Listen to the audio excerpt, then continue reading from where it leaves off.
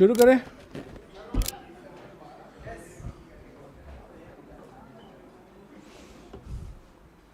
नमस्कार दोस्तों, जैसा कि आप जानते हैं, कल शाम को कांग्रेस संसदीय दल की जो रणनीति का एक ग्रुप है, स्ट्रेटेजी ग्रुप है, उसकी बैठक हुई। बैठक की अध्यक्षता हमारे संसदीय दल के नेता श्रीमती सोनिया गांधी जी ने किया।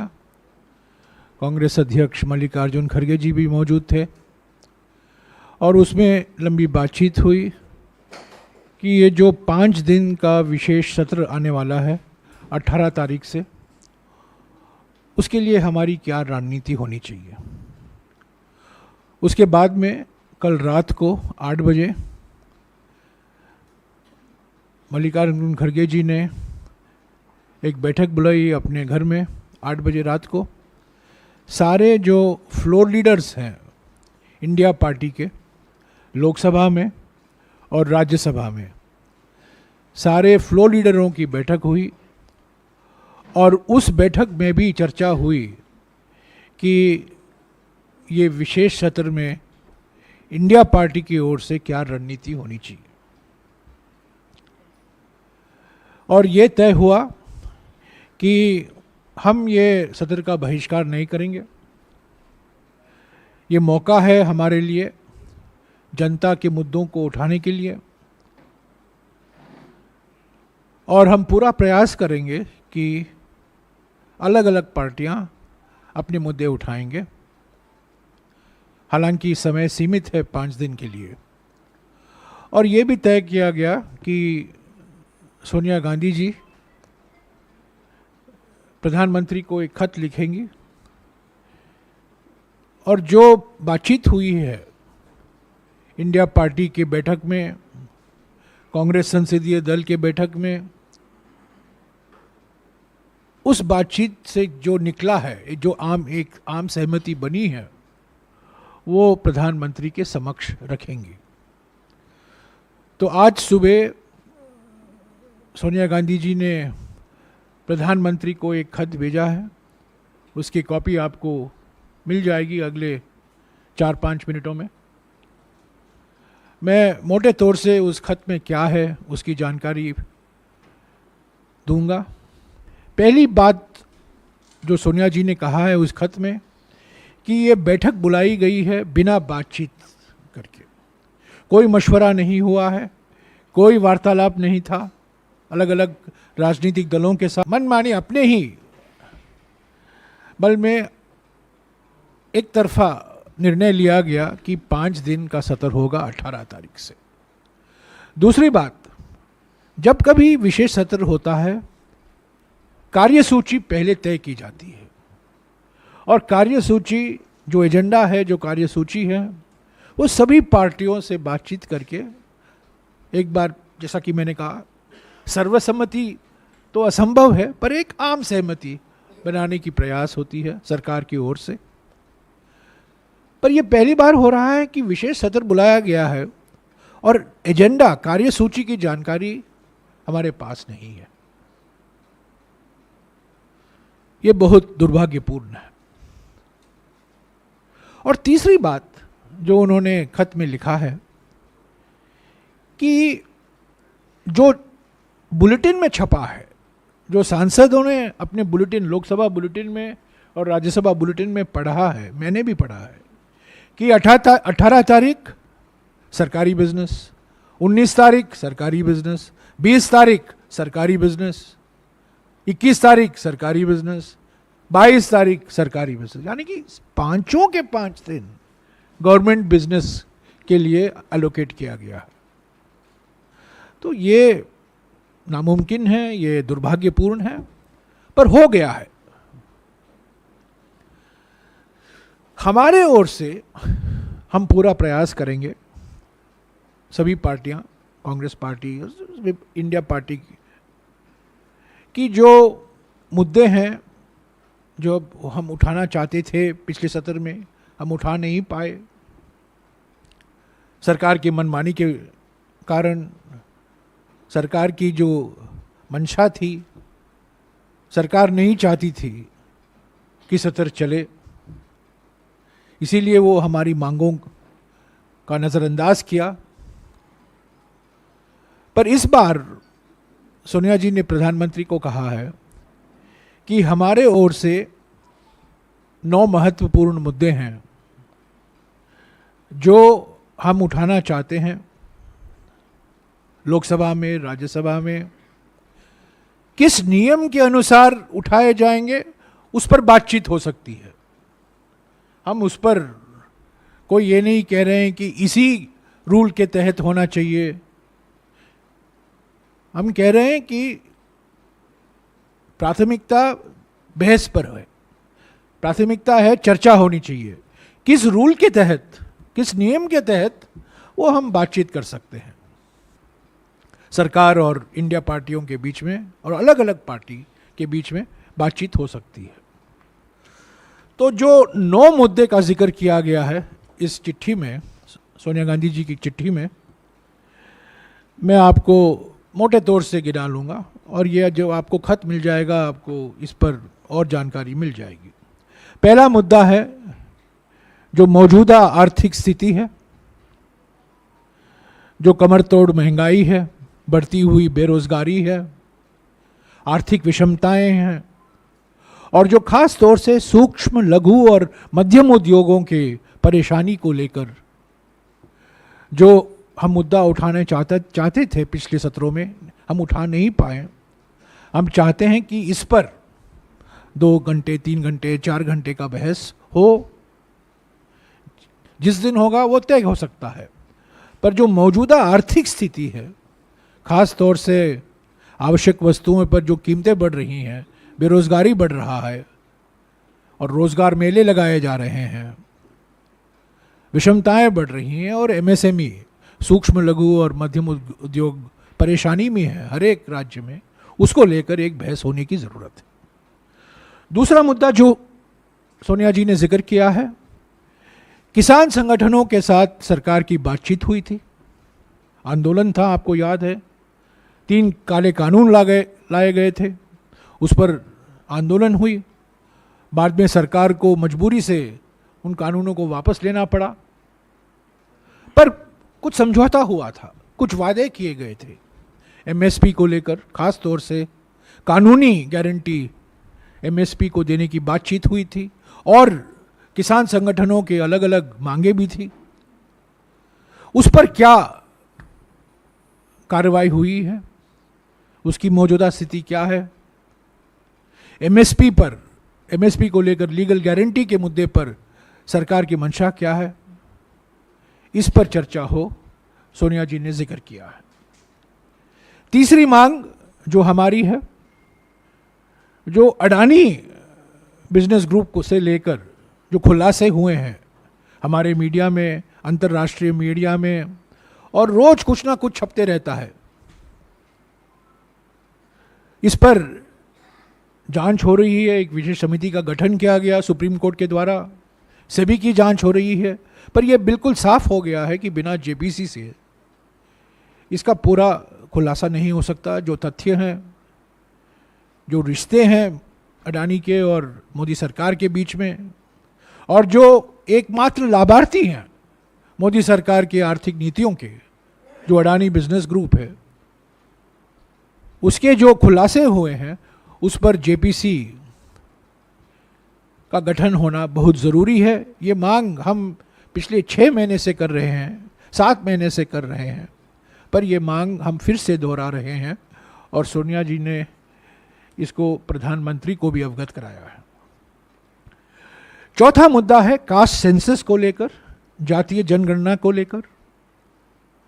जैसा कि आप जानते हैं, जब मैं ग्रामीण विकास मंत्री था 2011 में, हमने प्रयास किया कि जातीय जनगणना हो, सोशियो इकोनॉमिक कास्ट सेंसस, हमने पूरा भी किया, पर उसमें और काम करने की ज़रूरत थी। हमारी सरकार चली गई 2014 में, उसके बाद में उस जातीय जनगणना के बारे में हमने कुछ सुना नहीं। न केवल जातीय जनगणना नहीं हुआ है, पर जो 2021 में जनगणना होने वाली थी, जो हर 10 साल जनगणना होती है, वो भी अब तक नहीं हुआ है। और उस जनगणना न होने के कारण हमारे देश में करीब 14 करोड़ लोग हैं जो खाद्य सुरक्षा कानून के लाभार्थी नहीं बन पाए हैं।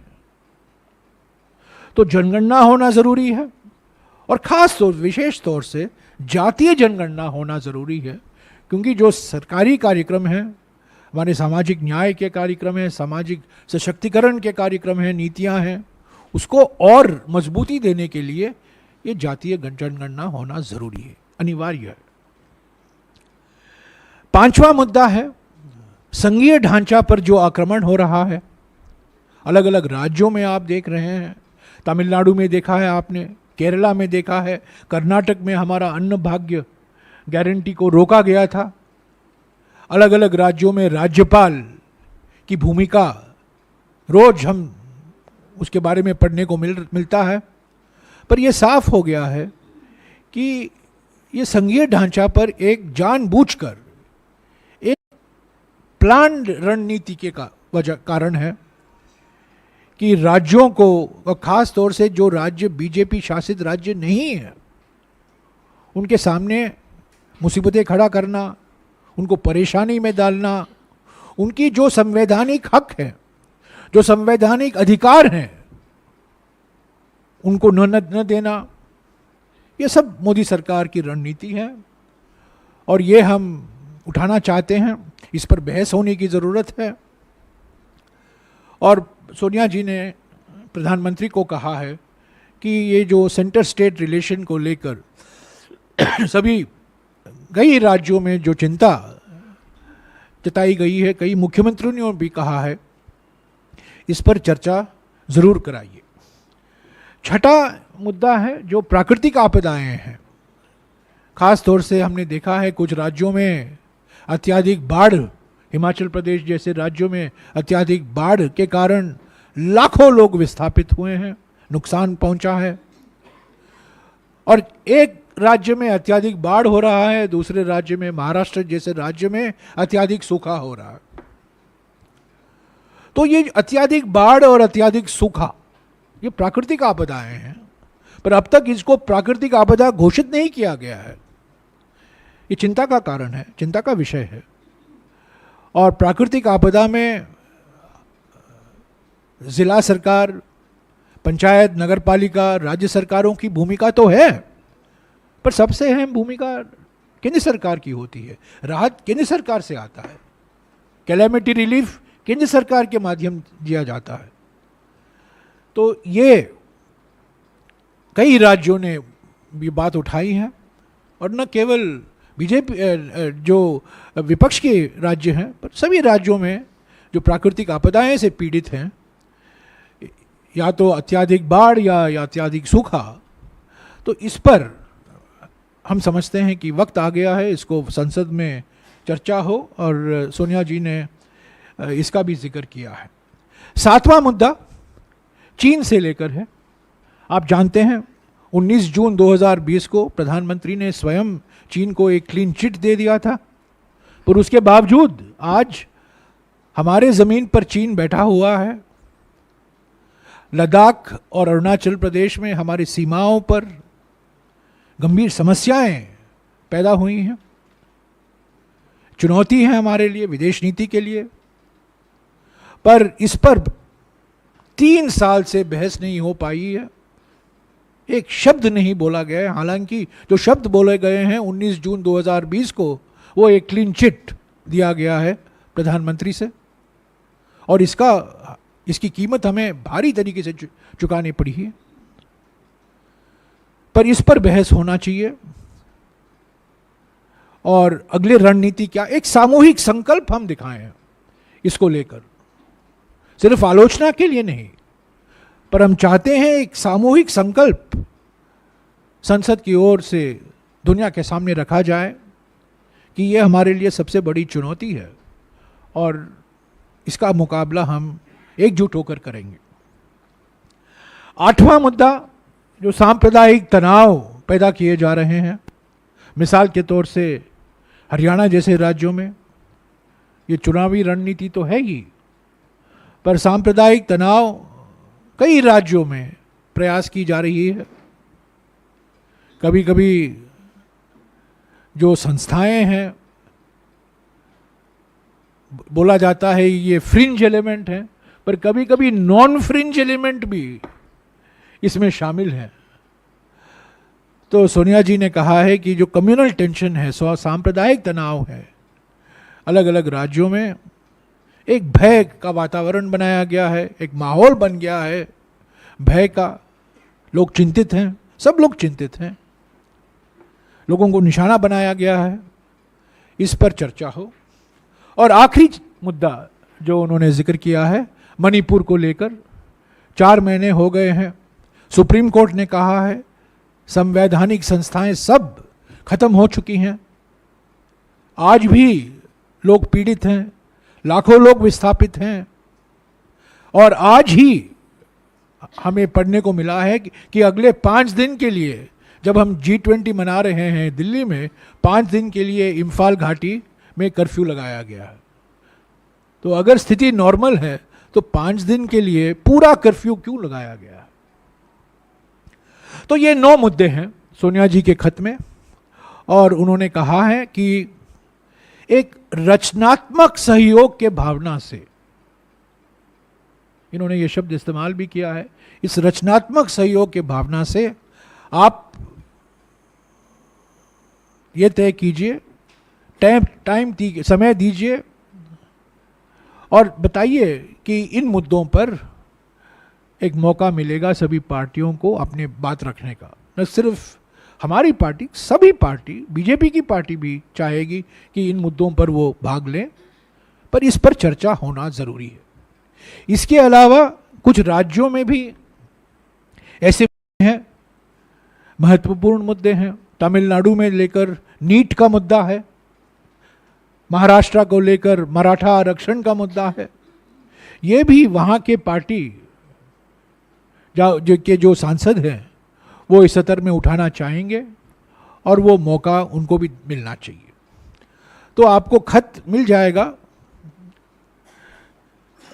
हम उम्मीद करते हैं कि हालांकि अगले 4-5 दिन सरकार व्यस्त रहेगी, पर 18 तारीख तक हमें समय है। सिर्फ सरकारी एजेंडा के आधार पर यह विशेष सत्र नहीं होना चाहिए। सिर्फ government business, government business, government business, government business, government business 5 बार लिखा है बुलेटिन में। ये हमारे लिए, हम इसको स्वीकार नहीं करते, ये नामुमकिन है, ये परंपरा के खिलाफ है। जो आपका एजेंडा है, बैठक बुलाइए, हमसे बातचीत कीजिए। आप विधेयक पास कराना चाहते हैं, पारित कराना चाहते हैं, हमें बताइए, पहले से बातचीत कीजिए।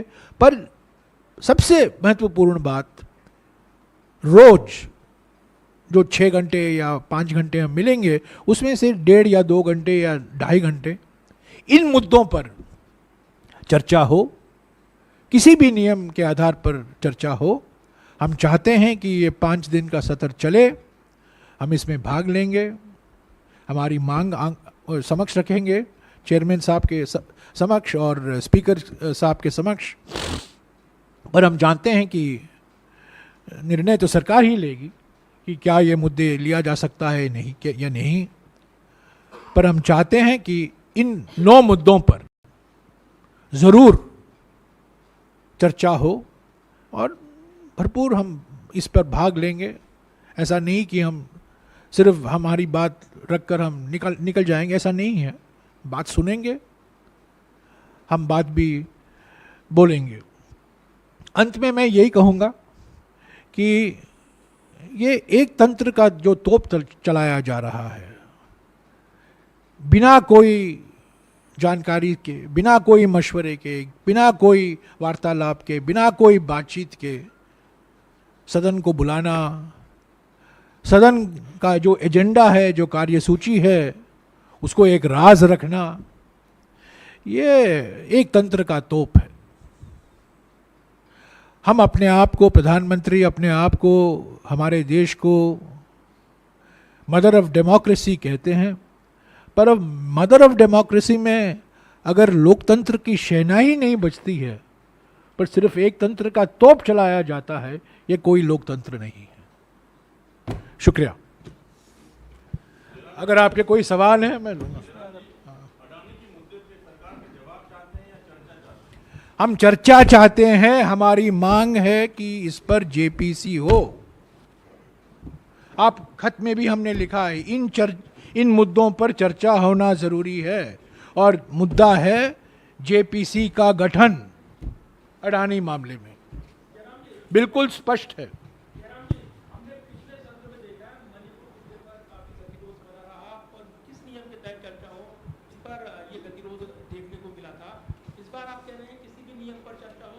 तैयार है 267, 167, 176, 194, 186 ये भूल जाइए। किसी भी नियम पर हम बात कर सकते हैं, बातचीत हो सकती है, पर चर्चा होना जरूरी है। हम तैयार हैं। हाँ जी, इस तरफ थोड़ा सा इसी से रिलेटेड सवाल है। प्रधानमंत्री पर आप लोग कहते हैं कि वो महंगाई पर नहीं बोलते, फ्रीबीज पर नहीं बोलते, ग्रोथ पे नहीं बोलते, लेकिन उन्होंने मनी कंट्रोल को इंटरव्यू दिया हमारे सिस्टर कंसर्न को। उन्होंने बोला है कि महंगाई के लिए जो हमने कोशिशें की है उससे अगर ग्लोबल स्तर पे देखें तो महंगाई हिंदुस्तान में कम हुई है। देश में एक स्थायी सरकार रही है 9 साल, लोगों ने भरोसा जताया, इसलिए ग्रोथ बहुत अच्छी हुई है। तो भारत ग्लोबल लीडर बना है G20 का।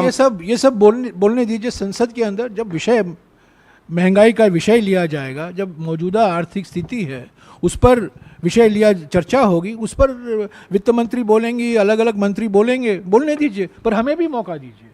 तो हम क्या कह रहे हैं कि इस 5 दिन में संसद के अंदर ये आर्थिक मुद्दे हैं, राजनीतिक मुद्दे हैं, सामाजिक मुद्दे हैं, चीन को लेकर जो मुद्दे हैं उस पर एक चर्चा कराइए। इस बार तो कराइए। विशेष सत्र बुलाने का मकसद यही है कि चर्चा होना, और ये मुद्दे जो हैं सरकार और विपक्ष दोनों बीच में बातचीत के बाद तय होता है। ऐसा नहीं कि ये मुद्दे हैं, आप आइए, आप बैठिए, विधेयक पारित कराइए और जाइए। वो हम तैयार नहीं हैं। और सोनिया जी ने बिल्कुल स्पष्ट किया है कि हम आएंगे, भाग लेंगे, पर ये मुद्दे हमारे लिए बहुत ज़रूरी है। ये हमारे लिए ज़रूरी नहीं है, ये जनता के मुद्दे हैं। जनता चाहती है कि हम संसद में ये मुद्दे उठाएं। सर, हाँ जी, इधर। हाँ जी सर, इस तरह की भी चर्चा है कि विमेन्स रिजर्वेशन बिल सरकार ला सकती है स्पेशल सत्र में। मैडम, मैंने जो कहा है, सोनिया जी ने जो अपने खत में कहा है, हमारे ओर से जो मुद्दे हैं, मैं सरकार के मुद्दे के बारे में नहीं मैं बात कर रहा हूं। सरकार क्या करेगी हमारे पास कोई जानकारी नहीं है, पर हमारे ओर से ये 9 मुद्दे हैं। और महाराष्ट्र के सांसद, तमिलनाडु के सांसद जो उनके राज्यों में मुद्दे हैं वो उठाएंगे। हमारे ओर से जो सरकार की ओर से विधेयक आएंगे, जो जिस विषय पर बातचीत होगा, जब हमको जानकारी मिलेगी उस पर रणनीति हम तय करेंगे। आज मैं कुछ नहीं कह सकता हूं। सर, दो बातें निकल कर आ रही है जिसमें अमेंडमेंट की बात की जा रही है, जिसमें अमेंडमेंट मैं कुछ नहीं कह सकता हूं। मैं वही कह सकता हूं जो हमने तय किया है, जो सरकार ने तय किया है। मुझे कोई जानकारी नहीं है सरकार क्या करेगी, क्या नाम बदलेगी, क्या विधेयक लाएगी, मैं कुछ नहीं कह सकता हूं उसके ऊपर। और मैं समझता हूं मुझे कहना भी नहीं चाहिए, क्योंकि हमें सरकार की क्या मंशा है, कार्यसूची क्या होगी, जब वो जानकारी हमें मिलेगी तब मैं फिर से आपसे बातचीत करूंगा। आपने ट्वीट किया था, इसलिए पूछ रहा हूं सर, कल भारत को लेकर, इंडिया वर्सेस भारत को जो मामला है उसको लेकर मैं उसके बारे में कुछ नहीं कहूंगा। मैं सिर्फ यही कहूंगा कि सोनिया गांधी जी ने प्रधानमंत्री को खत लिखा है, 9 मुद्दे उन्होंने प्रधानमंत्री के समक्ष रखा है, और हम उम्मीद करते हैं रचनात्मक सहयोग की भावना से कि इस पर चर्चा होगी। सर, संसद सत्र के दौरान सरकार का क्या एजेंडा होगा, इस पर सस्पेंस है। लेकिन जो बात खुलकर के अब दिख रही है वो ये कि सरकार भारत नाम को ज्यादा तरजीह दे रही है। राष्ट्रपति of Bharat, prime minister of Bharat, हमारे संविधान में ही कहा गया है, India that is Bharat shall be a union of states. बस ये जो नया पहला आर्टिकल देखिए सर, एक बार सवाल सुन लीजिए। संविधान, जो नया ट्रेंड ये दिख रहा है, जो परिवर्तन दिख रहा है, इस पर कांग्रेस की क्या राय है? नहीं, India that is Bharat shall be a union of states, ये हमारे संविधान में लिखा गया है, इस पर कोई बहस नहीं है। Sir, the Prime Minister has given an interview to CNN Network and he has basically said in 2014 nobody knew me, but even then I came with a heavy mandate Now I am seen everywhere in Chandrayaan. I am seen in my recent visit to the US. Now people know me and they will elect me rightly. Prime Minister has panicked. He is in a panic mode.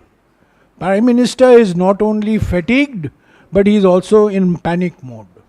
And all his actions, his revival of a dead NDA when our Bengaluru meeting was going on, his response to the formation of the India group,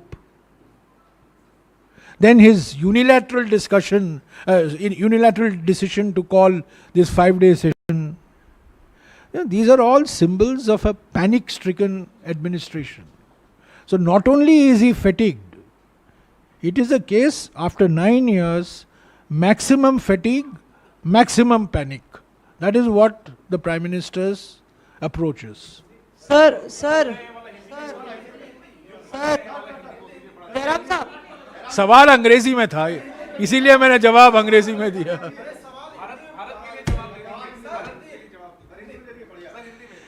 प्रधानमंत्री में न केवल घबराहट दिखाई दी जा रही है, पर थकावट भी।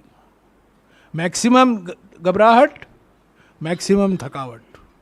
ये थकावट और घबराहट जो दिखाई दे रहा है, और ख़ास तौर से पहले पटना के बैठक के बाद, फिर बेंगलुरु के बैठक के बाद, और हमारे मुंबई के बैठक के बाद, थकावट तो पहले से ही थी, पर जो घबराहट है, भोखला गए हैं प्रधानमंत्री और उनके जो रणनीति बनाते हैं, जो अपने आप को चाणक्य कहते हैं, उनमें घबराहट तो दिखाई दे रही है, बिल्कुल साफ है। सर अधीर रंजन चौधरी साहब का, जयराम साहब, हाँ जी अधीर रंजन चौधरी साहब ने भारत पर बोला है कि अगर इंडिया से मैडम, मैं सोनिया जी के खत पर यह प्रेस कॉन्फ्रेंस है। सर लगातार जो भारतीय जनता आप प्रधानमंत्री के माफिक डाइवर्ट करने की कोशिश मत सर कीजिए। भारतीय जनता पार्टी के जो सांसद हैं, भारतीय जनता पार्टी के तमाम सांसद इंडिया और भारत की बात कर रहे हैं, जबकि जयशंकर जो कि विदेश मंत्री है, उन्होंने साफ तौर पर कहा है कि संविधान पढ़िए, संविधान में लिखा है इंडिया दैट इज भारत। तो इस तरह की मैंने बहस भी में यही क्यों- कहा है, इस मैंने तरह भी की- अभी कहा, इस तरह की बहस क्यों चला पहला रही है सरकार? आर्टिकल पढ़िए, पहला अनुच्छेद पढ़िए, India that is Bharat shall be a union of states. और इस यूनियन ऑफ स्टेट्स पर ही आक्रमण हो रहा है। इसीलिए सोनिया जी ने अपने खत में लिखा है कि यह मुद्दा बहुत गंभीर मुद्दा है। संविधान में कहता है कि India that is Bharat shall be a union of states, पर इस यूनियन ऑफ स्टेट्स, इस संघीय ढांचा पर, राज्यों के संवैधानिक हकों पर, राज्यों के संवैधानिक अधिकारों पर आक्रमण हो रहा है। इस पर चर्चा होना जरूरी है। Sir Okay. एक सवाल है सर, सनातन धर्म को लेकर लगातार Okay, thank you. सवाल